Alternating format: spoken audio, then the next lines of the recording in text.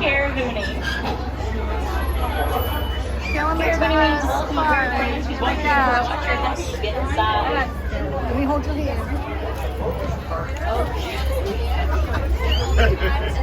I highly recommend putting smaller friends to the left or on your lap. It makes it easier for them to see.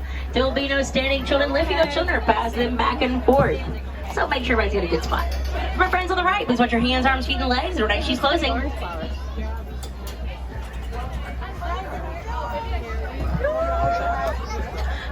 Sana Warden, which means thank you in Swahili. We also like to say twin day here in Harambe, which means let's go.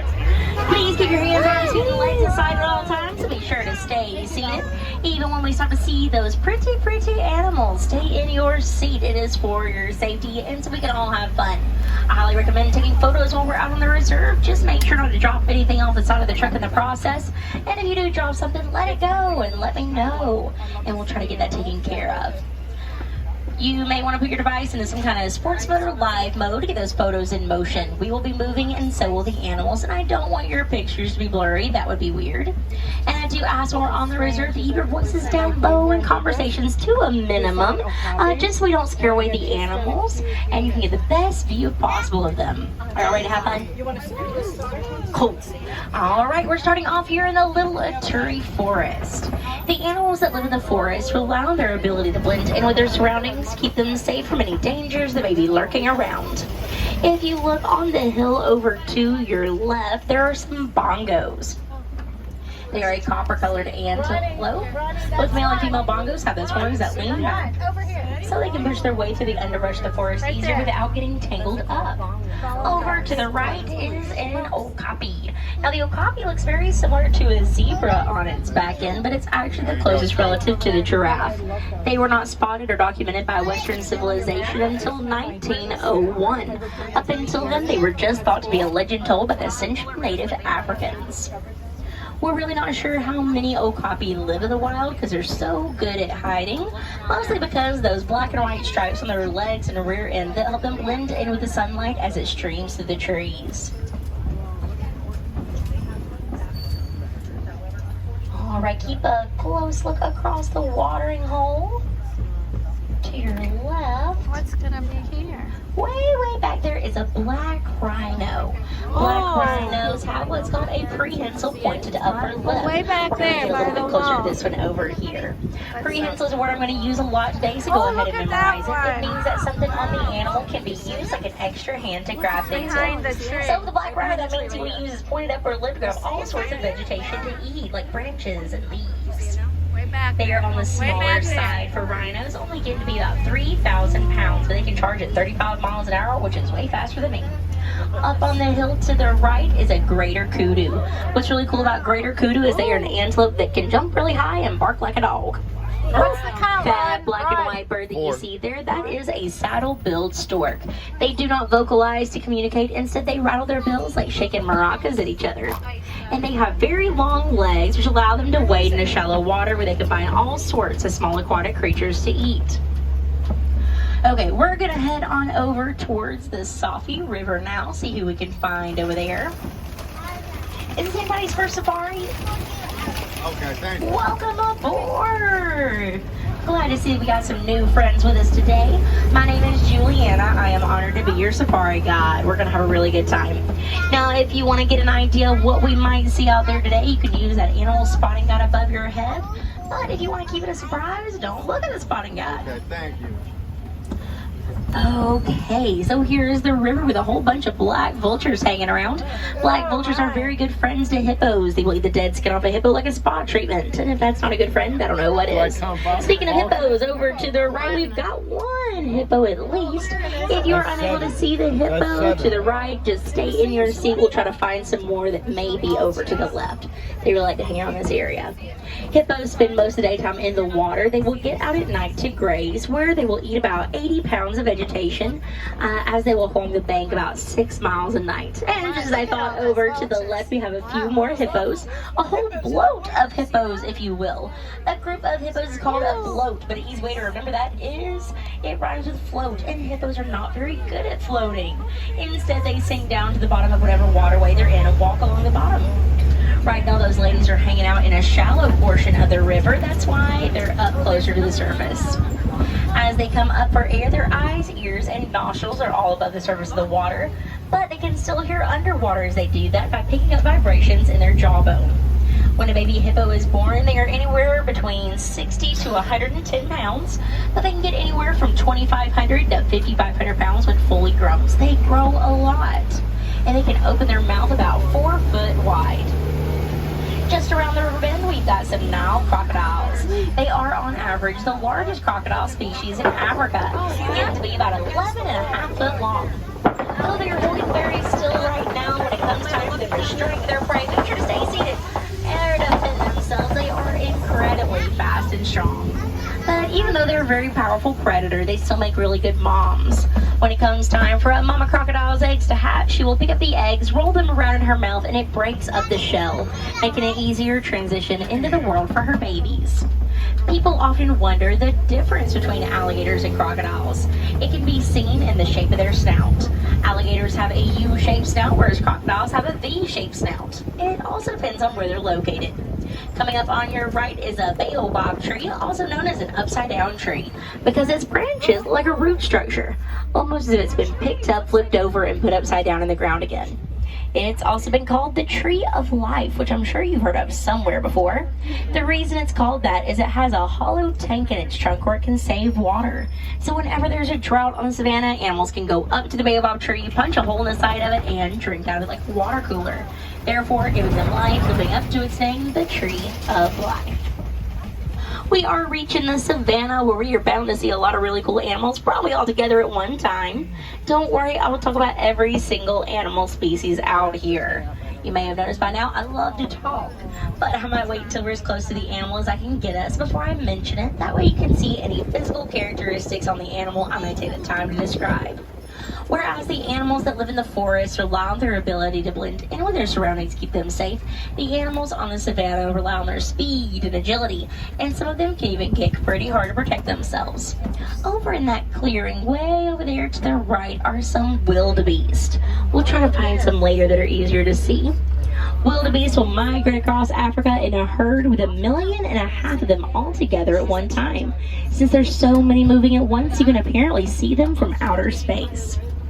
They've been known to migrate alongside other animals like zebras and have been documented going together about 300 miles just to find water. That's like walking 300 miles to your fridge for a drink, and I don't know about you, but I ain't doing that. Now, as we head around this corner here in a moment, you can look over to your left, and there's a den where sometimes predators like to hang out, like hyenas.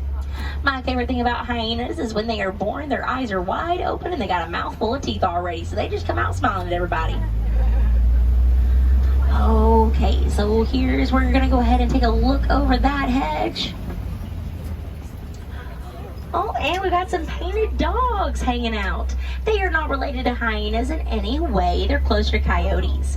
Painted dogs are the #1 predators on the savannah, beating out the big cats for that #1 spot. That's because they will tag team their prey as a pack until their prey becomes exhausted and gives out, giving them a 90% success rate with hunting. Sadly, they are considered extinct in about 20% of the regions in Africa they used to be found in. That's because humans have gone after them, treating them as a nuisance and trying to get rid of them, whereas they are actually a native species that deserve respect and protection like anything else. Over to the left are some sable antelope laying down out there. The sable antelope were chosen as the mascots for the Harambe Wildlife Reserve because when given the option between running away or fighting in a situation, they'll always choose to fight. Just like we here who work on the reserve will always fight to protect wildlife and encourage others to do the same. And here are some Parkman's mountain zebras. They are the only zebra species to have a dewlap, which is that little jiggly skin flap that hangs off the bottom side of their neck and helps them regulate their body's temperature. They are born with brown and white stripes, and the brown gets darker as they age and turns into the black and white pattern we all know and love zebras to have. These structures on either side of the path are termite mounds made of mostly poop, saliva, and mud. Once they bake in the hot Savannah sun, they get as hard as concrete and make really good scratching posts for large animals.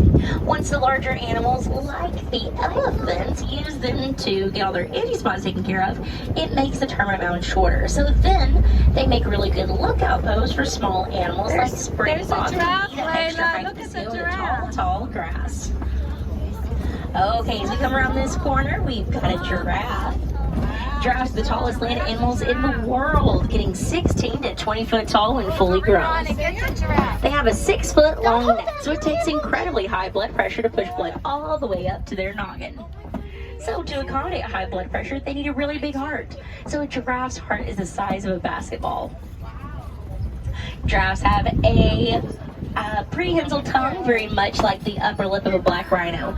So their tongue can be used to grab all sorts of things for them to eat. So to keep their tongue from getting sunburned, it is naturally a purple color and it is 18 inches long. Over to our left, that is an eland. What's really cool about eland is they get 6 foot tall at the shoulder, but they can jump 6 foot high from a standing position without having to run or anything first. My favorite thing about eland is whenever the male eland is wanting to impress the ladies, he will create a flower crown to go on top of his head so he looks very dapper and distinguished. Over to the right are some springboks. They are a tiny antelope species. They are fully grown at 3 foot tall, but they are tiny and mighty. They can jump 6 to 8 foot high and leap 13 foot across. They also do this thing called pronking where they bounce up and down really quickly like a kid with too much sugar.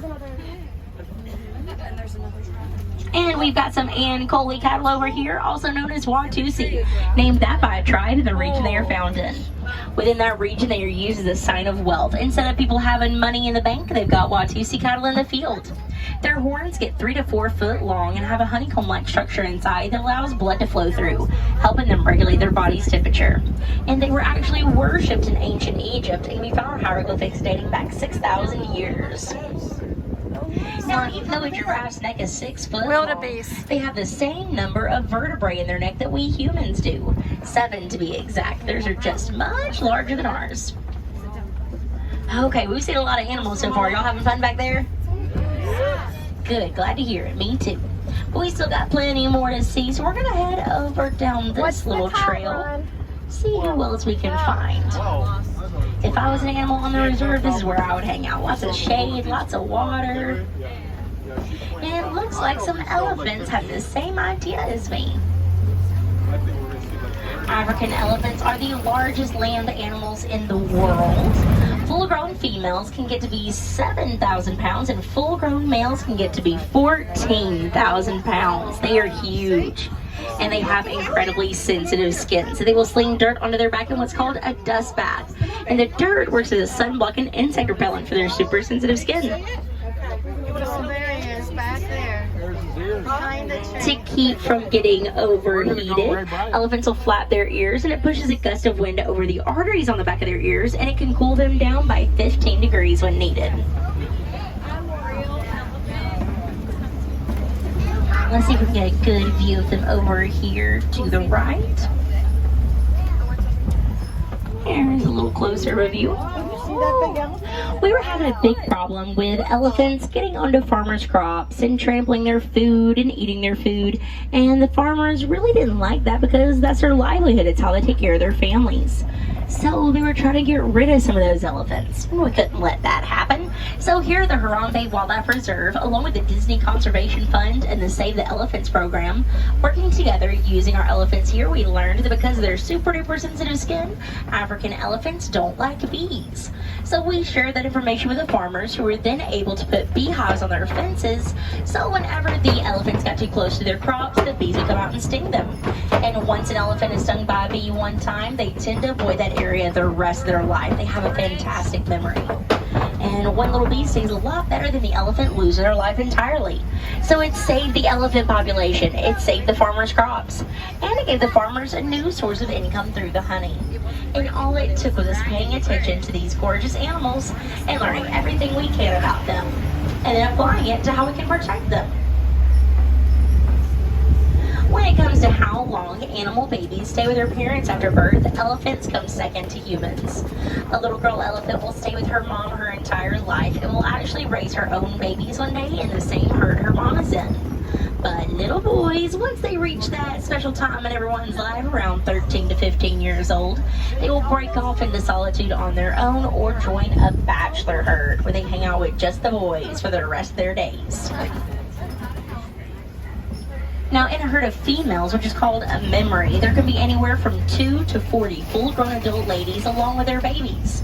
They are led in the herd by what's called the matriarch, which is what I like to call the big head mama, and she shows everyone where to go for food, water, and safety. Information is passed to her through generations of matriarchs just like her. Yeah, look at their big Sometimes you see elephants, one of their tusks might look shorter than the other. That's because the shorter tusk is their dominant tusk and is worn down from being used more. Like you have a dominant hand to use more. Why was the elephant's weight? The term of pregnancy for an African elephant is actually 24 months. And when the baby's finally born after those 2 long years, the baby weighs 300 pounds. Coming around this corner, we've got some greater flamingos. They are the largest species of flamingo, get to be 5 foot tall and fully grown. They're also the lightest in pink color they get from the beta carotene and the brine, shrimp, and other small aquatic creatures they eat. Those little gray fluff balls with the long black legs, those are their new babies. Some of them are standing on one leg. Look at that one, Layla. It's standing As you look over to the right, this is one of my favorite views on the entire safari. You've got the flamingos, you've got the Baobab Tree. Yeah. You've got all the water, and you might be able to get an elephant in a photo as well if you try to take one over there. All right. See how they all stand on one leg? Isn't that funny? Okay, let's head over this way. As we get through this rock formation, if you look over to the left, you might be able to see another elephant. But we're gonna head to the right and see if we can find some white rhinos. Though they're not actually white in color, they're light gray. Their name comes from a misinterpretation of the Afrikaans word vite. V-I-T-E, meaning wide, referring to their wide mouth. Now the reason they have such a wide mouth is so they can get a bigger mouthful of food at one time, or grass to be exact, whereas the black rhino has that pointed upper lip to help them grab some leaves and branches as they live in the forest. For a long time through history, rhinos have been poached, or in other words, illegally hunted to get their horn, which was thought to be able to be made into medicine in some cultures. But later it was realized their horn is made of keratin, the same thing as our fingernails and hair, and has no medical use. But still to this day, they are poached and their horn is sold on the black market. So because of all that poaching, we've lost a very large number of rhinos out of the world that we're supposed to have. And we've actually lost some species of rhino altogether. Currently, there are only 5 species in the world left. So we've got to protect them the best we can, because once they're gone for good. Keep a look on that hill over to the left. I thought I saw somebody moving around. Mommy, why did that one? Let's see. Why? Now over there in the shade on that hill, there is a cheetah sitting up. A cheetah. Cheetahs are the fastest landing Where? animals in the world. They can reach a top speed of 70 miles an hour, but they can go 0 to 60 in 3 seconds. As they run full speed, they use their tail like a boat rudder to help them turn. Can't see. They have some of the smallest teeth of the big cats. That's because if their teeth were to be any bigger, the roots of their teeth would get in the way of their nasal passages, and it would make it harder for air to go in and out of their body for them to have the speed and stamina they do. But because they have small teeth, they really don't like confrontation with other predators, like other species of big cats. So when a predator comes along, she'll just kind of head the other way and avoid that confrontation. They are built for speed, not defense. Over here on the hillside are some water buck. Now, water buck drink more water than any other antelope species in Africa, so that's where they get their name from.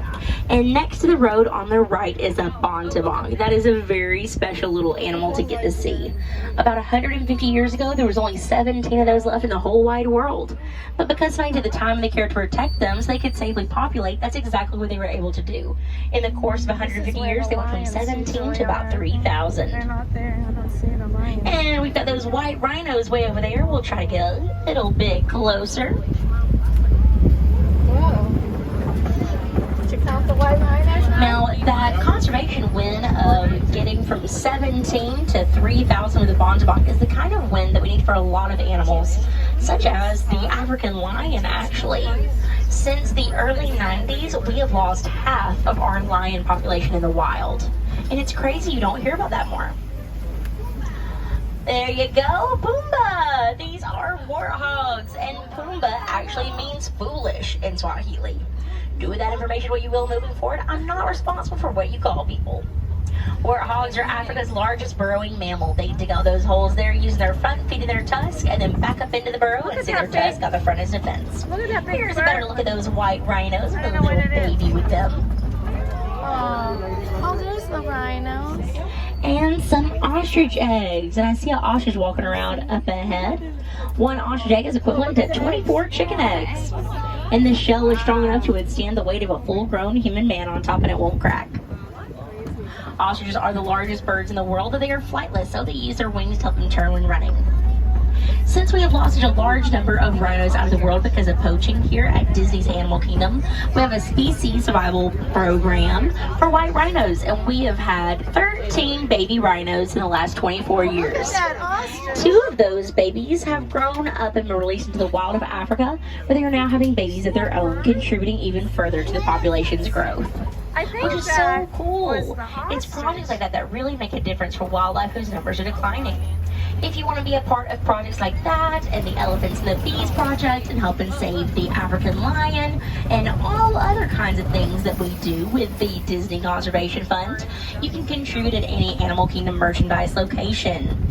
Just choose the amount of your choice, whether it's a few cents or a few dollars. We appreciate every penny, and Disney will double the amount you donate, and it all goes into the fund where it is used for projects Oh, there's worldwide. goats. These are Nigerian dwarf goats over to the left. Yeah. They're so cute.